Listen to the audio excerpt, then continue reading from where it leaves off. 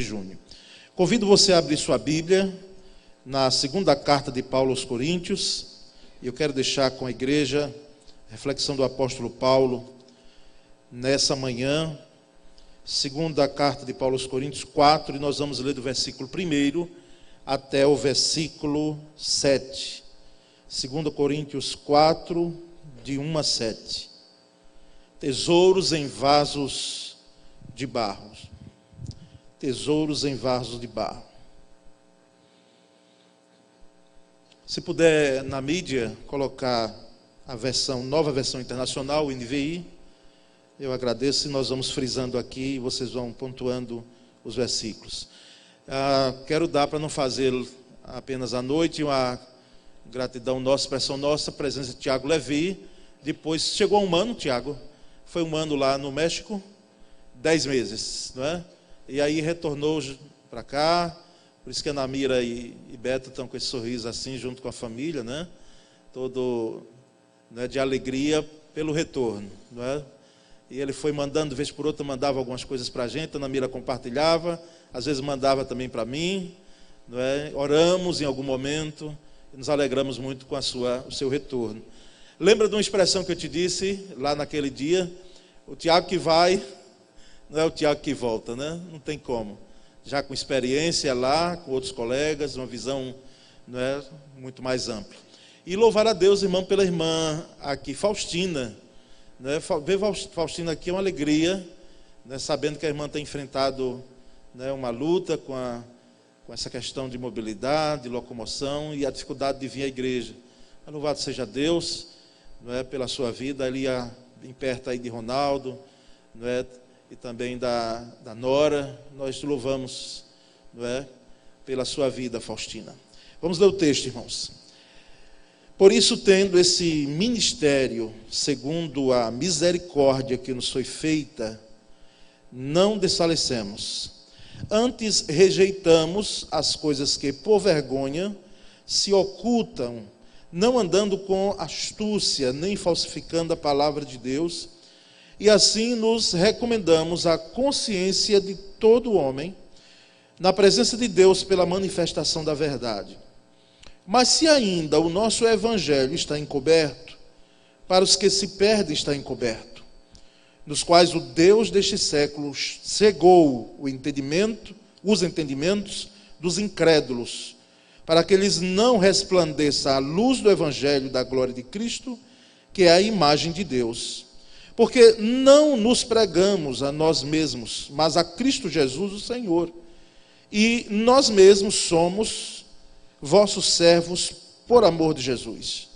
Porque Deus, que disse que das trevas resplandece a luz, é quem resplandeceu em nossos corações para a iluminação do conhecimento da glória de Deus na face de Jesus Cristo. Temos, porém, este tesouro em vasos de barro, para que a excelência do poder seja de Deus e não de nós. Amém?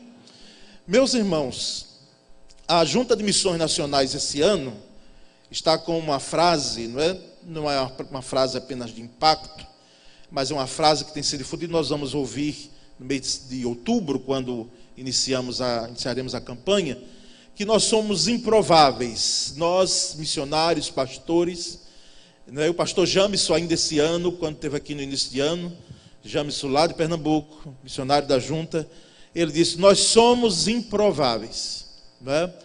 Nós pastores, exceção a alguns, e eu diria até poucos, já tinham, quem sabe, desde pequeno, seja pelo contexto que viviam, a decisão de poderem abraçar o ministério pastoral. Porque se você me perguntar se eu gostaria de ser pastor, se você perguntar a, quem sabe, pastor Messias, pastor Flávio, né? Nós não tínhamos, e Flávio ainda com um agravante, né? Porque não tinha o evangelho na família, não é? E Messias também, mas eu já tinha aquele invólucro do evangelho e tudo, mas jamais sonhávamos. A verdade é essa. Nós somos improváveis em relação a isso. Quando hoje os filhos, quando nascem, os pais vão trabalhando desde cedo, e não vejo problema, desde que não se force Olha, meu filho, vá vendo o que é que você vai fazer, vá vendo o que é que você vai abraçar como profissão. Os pais acabam influenciando, né? Geralmente, quem tem pai advogado acaba influenciando o filho advogado, ou às vezes não, mas acaba influenciando de alguma forma. Famílias que têm alguém da área de saúde, enfim, a gente vai influenciando. Pais também, que são pastores, acabam influenciando seus filhos também. Mas somos improváveis, não é? Eu lembro que pequeno, eu criança, quando perguntavam, eu gostaria, não sei se eu digo aqui, mas vou dizer, porque já passou, não é? Gostaria de ser motorista de ônibus, já pensou? Motorista de ônibus, aquilo me fascinava. Como nós não tínhamos carro em casa, víamos de ônibus para cá para a igreja, e íamos na época, não é? Para a igreja que participávamos, aquilo me fascinava, como é que esse sujeito consegue fazer uma curva e não choca com o poste. Carro tão grande nas mãos dele, né? E aqui alguns irmãos meus de sangue sabem disso, não é? Que eu brincava, minha paixão. Depois fui crescendo, não é? E jamais, já pensava em ser pastor. E lembro que brincava até, não é? A influência do pastor Jabes foi muito grande na nossa geração, não é? Toda a minha geração, que aqui ainda se encontra presente. Uma das coisas boas da minha geração aqui na Piba é que a geração ficou. Os que saíram por algum motivo, né, de viagem, ou estão exercendo ministério de outras igrejas, mas uma boa parte ficou aqui, está aqui na igreja, não é? E lembro que brincava, não é? Lembro que brincava de igreja, de fazer cultos. Já pensou? Um menino de 12, 13 anos. Mas jamais, irmãos, pensávamos. E esse texto que o apóstolo Paulo, agora eu entro no texto, e não vou conseguir tentar falar tudo quanto gostaria dele, mas retornaremos. Quando o apóstolo Paulo entra nesse capítulo 4, da segunda carta aos Coríntios, ele já entra com uma conjunção conclusiva. Então ele já vinha argumentando, ele já vinha tendo o seu pensamento, o seu raciocínio nos capítulos anteriores. Como era uma carta, não tinha capítulo, não é? A Bíblia foi que se encarregou, depois alguns se encarregaram, não é, de poderem dividir, e nos ajudou muito a Bíblia em capítulos, mas era um todo, a carta era um rolo só. Então esse portanto que ele coloca aí, não é? O por isso, na versão, por isso, visto que temos esse ministério, pela misericórdia que nos foi dada, não desanimamos, no versículo 1. De fato, irmãos, ministério é algo que é exercido pela misericórdia. Só a misericórdia de Deus. E misericórdia, alguém já disse apropriadamente, ou etimologicamente, que é você colocar o coração na miséria do outro. Seja a misericórdia do próprio pastor, que tem um chamado que é quase que irresistível, eu diria. Quase que irresistível, porque alguns resistiram. E eu já vi gente dizendo, puxa, eu tinha um chamado, mas eu preteri e escolhi outra coisa, mas Deus falava no meu coração ardentemente, meu coração queimava. Eu sabia que tinha um chamado, mas outras coisas me empurraram, e eu hoje pago, quem sabe, um preço caro, não um preço da mão de Deus, porque Deus é tão misericordioso e bom, que assim, o entendimento que eu tenho é que você que teve o chamado e não atendeu, você seria tão útil nas mãos de Deus, tão abençoado, apesar dos espinhos. Deus usaria para algo tão privilegiado, como é o fato agora de só eu estar falando nesse momento, e os irmãos me ouvindo, me acompanhando, não é? Alguém indagando, pensando, mas só o privilégio de ver vidas convertidas, dedicadas ao Senhor, treinar gente, capacitar a igreja. Irmãos, isso é muito grande. Mas é por misericórdia que exercemos. É por misericórdia, em nós não há, irmãos, mérito algum. Inclusive as Escrituras perguntam, quem é apto para esta obra? Nós, irmãos, de fato, somos improváveis. Porque ministério pastoral deve ser exercido e tem o seu chamado unicamente pela misericórdia e graça de Deus. Esse é um primeiro ponto. Então, nenhum pastor se ufane. Abra um parênteses rápido aqui, inclusive o termo pastor, os irmãos talvez lá daqui a alguns anos, esses meninos que a gente vê subir aqui, não sei se vai existir o termo pastor. Não é? Vai ter só na Bíblia. Porque hoje os líderes não querem mais ser chamados pastor. Eles estão chamando, são os bispos, são os apóstolos, querubins, já tem um patriarca, não é? E alguém está falando aí que vão colocar semideus. Porque é o título que ninguém quer mais, o título desgastante. Eu já vi colega meu chegar assim e dizer, olha, eu não chego em qualquer lugar dizendo que eu sou pastor. Não é? Principalmente quando vou comprar alguma coisa. Não é? Devido às ações anteriores de outros, que deram, lamentavelmente, os lobos, que tem aí no editorial. Não é? Os lobos que deram calote, que venderam essa imagem. Quarta-feira eu estava compartilhando com o pastor Flávio, quarta-feira no culto de medicina aqui, de formatura de medicina, alguém veio do Ceará, porque a turma era de Lagarto, medicina de Lagarto, e aí teve gente do Brasil, não é? Hoje é assim, não é? Então veio um cidadão lá de Fortaleza e disse, pastor, depois do culto ele disse, eu preciso dizer uma coisa ao senhor, olha, eu estou saindo daqui com a concepção toda mudada do que é ser evangélico e do que é ser pastor, porque a ideia que eu tinha de pastor, são aqueles caras que estão lá na televisão, pedindo milhões como se fosse R$1. A ideia que eu tinha era aquilo ali. E eu chego nessa noite aqui, sou assim, fico assim, abismado e estou saindo daqui com a minha concepção toda mudada em relação a isso. E eu disse, louvado seja Deus por isso. Engrandecido seja o Senhor por isso. Porque, irmãos, ministério deve ser exercido por misericórdia e por graça de Deus. Mas o apóstolo vai adiante, versículo 2, ele diz, antes renunciamos aos procedimentos secretos e vergonhosos, não usamos de engano, nem torcemos a palavra de Deus, ao contrário, mediante a clara exposição da verdade, recomendamos-nos à consciência de todos diante de Deus. Sabe o que o apóstolo está dizendo aqui? Olha, nós somos escolhidos pela misericórdia de Deus, mas é o seguinte, nós temos também um segundo chamado, é pregar a verdade, é proclamar a verdade, é fazer exercício da palavra, não com engano, mas com transparência, com sinceridade, e nos detendo a pregação santa, pura da palavra, sem engano, sem astúcia. A palavra de Deus, irmãos, ela é pura, ela é martelo que esmiuça a penha, ela é espada de 2 gumes, e ela não pode ser trocada por palavras outras que não seja a pregação da própria palavra. É claro que hoje nós temos recursos que podem ajudar o pregador, mas que o pregador pregue a palavra, que o pregador não faça do expediente de onde ele deve pregar a palavra para fazer outra coisa senão pregar a palavra. Por isso que Paulo, escrevendo a Timóteo, ele diz, prega a palavra, Timóteo.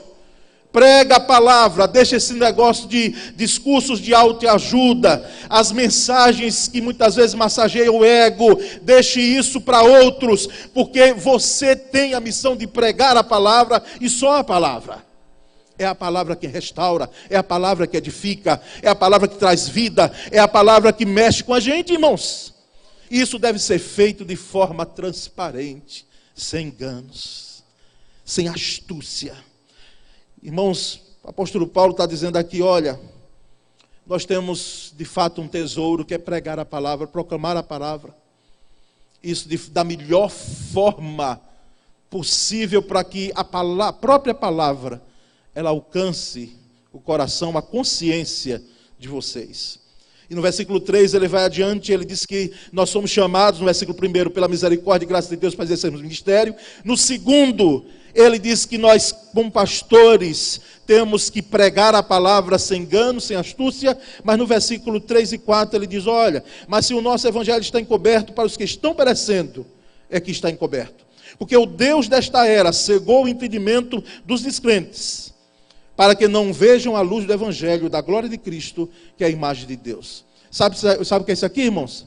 É o sentido de que pregamos o evangelho, mas também temos, em contrapartida, uma ação, e é diabólica, para não dizer também humana, mas essencialmente diabólica, não é, de poder não termos, às vezes, a capacidade, mesmo com a palavra pura, de chegarmos a um sucesso, de alcançarmos o coração das pessoas, ao ouvido das pessoas. Porque muitas vezes elas estão cegas, elas estão surdas. O Deus desse século, Paulo aqui, se pudesse, diria Satanás, ou a própria concupiscência, os desejos carnais, puderam cegar o entendimento das pessoas. É o que nós chamamos de mente cauterizada, irmãos. Tem coisa que nós pregamos, batendo o martelo. É como aquele pastor que disse que foi procurado pela congregação, pela igreja dele, porque ele só estava pregando sobre amor o ano inteiro. E aí os ouvidos dos irmãos se aguentaram e disseram, não tem outra coisa para pregar, não. E aí procuraram, reuniram com o pastor, a liderança, e disse, pastor, nós estamos aqui pensando, por que que não existe um outro sermão? O senhor está pregando isso aí já há domingos e domingos subsequentes. É claro que foi proposital, irmãos, não é? E eu nem sei nem se aconteceu de fato, mas ilustra a verdade, de que muitas vezes pregamos, martelamos, e aí ele disse, olha, quando a igreja começar a amar de fato, eu paro, eu mudo, não é o tema, porque, meus irmãos, isso não acontece apenas com descrentes, embora o apóstolo Paulo cita descrentes, mas acontece com crentes. Quantas vezes nós já ouvimos, né, sobre santidade, sobre vida com Deus, sobre oração, a importância do temor a Deus, das disciplinas espirituais. Quantas vezes já ouvimos e crentes assim que parece que não cresceram. Aí o pastor Exaltino Manassés, né? Sei que lê muito, ele se foi e deixou a obra, que coisa maravilhosa, deixar algo escrito, né? Tive que acessar o Exaltino. Exaltino disse, uma das coisas mais tristes no meu ministério foi poder lidar com crentes já veteranos como se fossem crianças. Não cresceu. Era um meninão ou a meninona. Enquanto nós reclamamos às vezes dos jovens. Eu não quero massagear o ego deles não, viu, pastor Flávio? Mas às vezes tem jovens e adolescentes muito mais maduros na vida cristã. Mesmo com toda a luta do que alguns irmãos. Já de cadeira cativa de igreja. Aqui, irmãos, o apóstolo Paulo está dizendo, olha, nós temos uma luta, estamos de fato, procurando pregar essa palavra, mas existe uma contrapartida que não é maior do que a nossa, porque o evangelho é superior em tudo, porque nós sabemos que o evangelho não é cristianismo, apenas, não é uma religião, evangelho é a expressão clara de Jesus Cristo. Evangelho é Jesus. Quando a Bíblia fala em evangelho, é o domínio, é as boas novas de Deus, mas também a expressão de reino de Deus, de domínio de Deus no coração das pessoas. Mas nós vamos adiante, irmãos. No versículo 5 ele diz, mas não pregamos a nós mesmos, mas a Jesus Cristo, Senhor, e a nós como escravos de vocês. Por causa de Jesus. Eu tinha coisa aqui para dizer e vou dizer em outro momento. Porque tem igreja pensando que pastor é escravo e é um profissional de púlpito. Os irmãos acreditam nisso? Os irmãos acreditam que tem a possibilidade de hoje alguns pensarem, né, e isso acontece, de que o pastor está sujeito a uma carga horária de serviço. Vamos colocar isso. Vamos colocar isso nos dados, porque às vezes nós somos acionados meia-noite, de madrugada. Às vezes quando ficamos em casa, dividimos o tempo da família, ou roubamos o tempo da família, para fazermos também algo da igreja. Faça a computação dessas horas trabalhadas de segunda a segunda. Porque até na segunda que é folga, eu tenho repreensão em casa, mas hoje é seu dia de folga. O que é que você está fazendo aí, Paulo? Eu digo, não estou lidando aqui com alguma coisa da igreja. E se falece alguém? Olha, vamos enterrar amanhã, porque hoje é meu dia de folga, a segunda-feira. Não dá para enterrar hoje, não. Então nós temos algumas coisas para falar à igreja, com muito amor. Mas como já estou há 11 anos aqui com o pastor, nessa função, não é? Vou usar da liberdade para falar à igreja. Espero que não demore muito. Mas, irmãos, versículo 7, aqui eu quero concluir. Versículo 7, o apóstolo Paulo, ele vem e diz, mas temos esse tesouro em vaso de barro para mostrar que este poder, que a tudo excede, provém de Deus e não de nós. Vaso de barro é o que nós somos. Os vasos de barro, a ideia aqui, eram as lamparinas que eram feitas de barro mesmo. E elas valiam muito pouco. Pensa num negócio barato aí que você compra, não é? Pense em algo bem barato. Um tecido bem barato. Elas não eram feitas porque já tinha na época os metais. Não eram feitas de metais. Isso aqui era barro. Quebrava facilmente. E tanto era usado para guardar coisas preciosas, como foram encontrados os rolos do Mar Morto, há uns anos atrás, dentro de vasos de barro, porque preservava, a argila preserva. Mas também eram usadas para lamparinas. Lamparinas. Tinha o óleo dentro. Por isso que ele fala, se você notou no texto e no capítulo anterior, ele vai falar sobre o evangelho que ilumina.